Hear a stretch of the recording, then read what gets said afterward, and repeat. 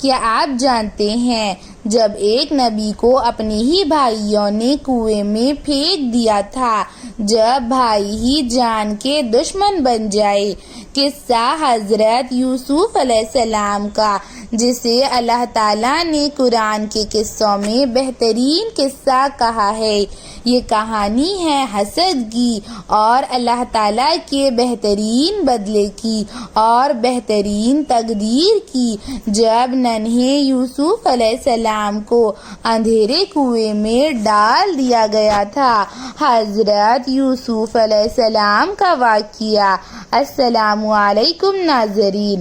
حضرت یوسف علیہ السلام حضرت یعقوب علیہ السلام کے بیٹے تھے اور اللہ تعالیٰ کے نبی تھے۔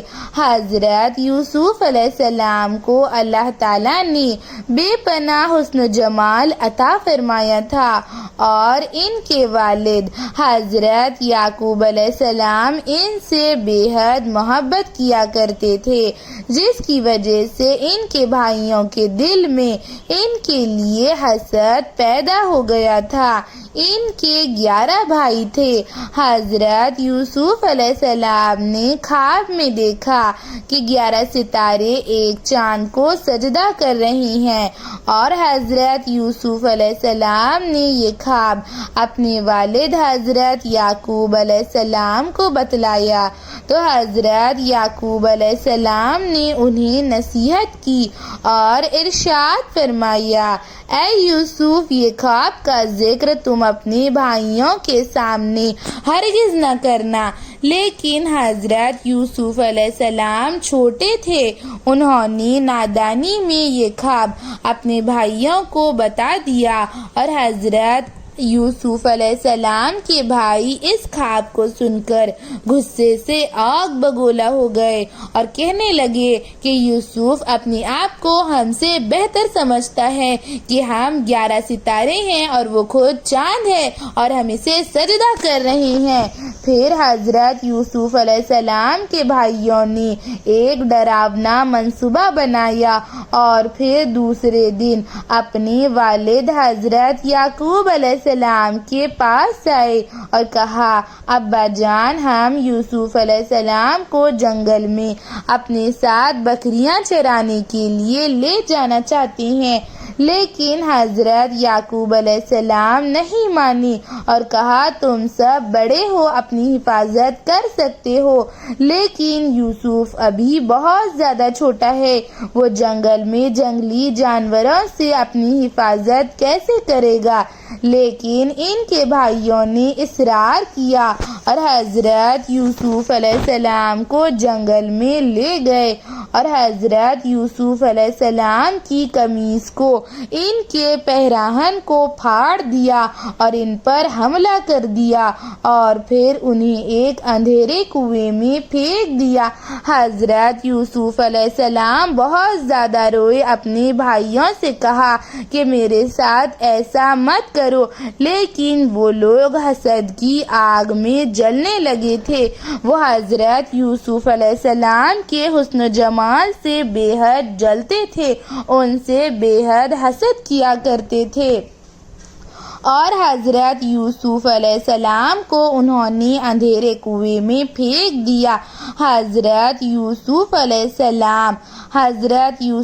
السلام کے بھائی وہاں سے چلے گئے اور پھر ایک بھیڑیے کو مار کر ان کی قمیص پر اس کا خون لگا دیا اور پھر حضرت یعقوب علیہ السلام کے پاس یہ قمیص لے کر واپس آئے اور ان کے سامنے رونے کی اداکاری کرنے لگے اور کہا، اے بابا، یوسف کو بھیڑیے نے کھا لیا ہے، یہ اسی کا خون ہے۔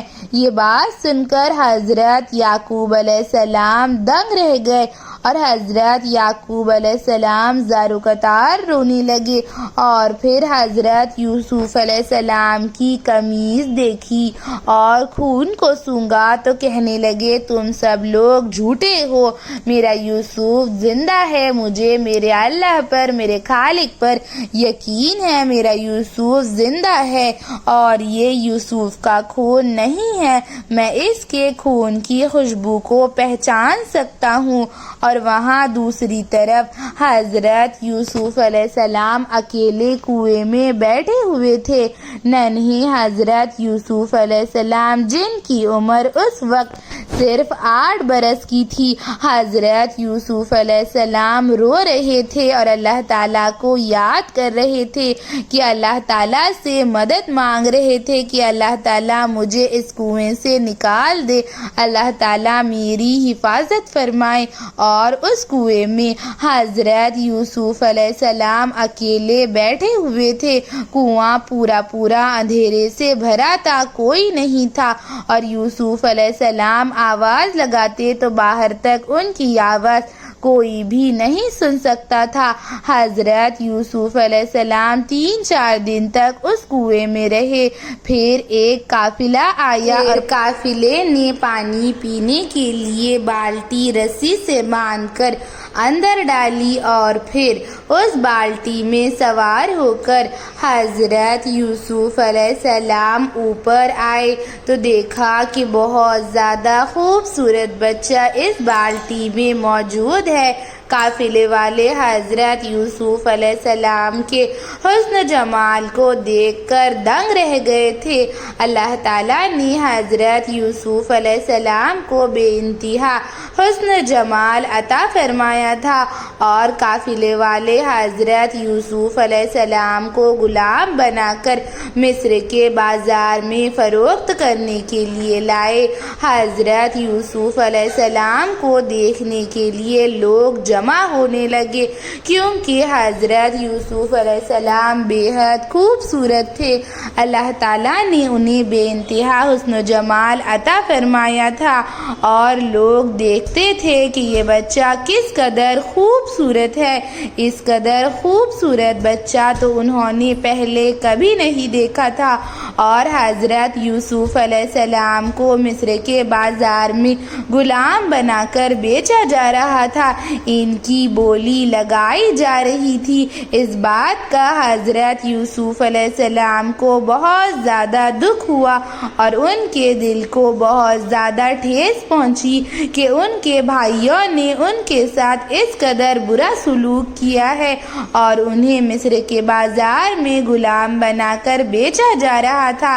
حضرت یوسف علیہ السلام کی قیمت اس قدر زیادہ لگائی گئی کہ قافلے والوں نے بہت زیادہ ان کی قیمت لگائی کہ کوئی حضرت یوسف علیہ السلام کو نہیں خرید سکتا تھا سوائے بادشاہ کے، اور ہر کوئی حضرت یوسف علیہ السلام کو خریدنے کا خواہش مند تھا، لیکن اس قدر زیادہ قیمت ادا نہیں کر سکتا تھا۔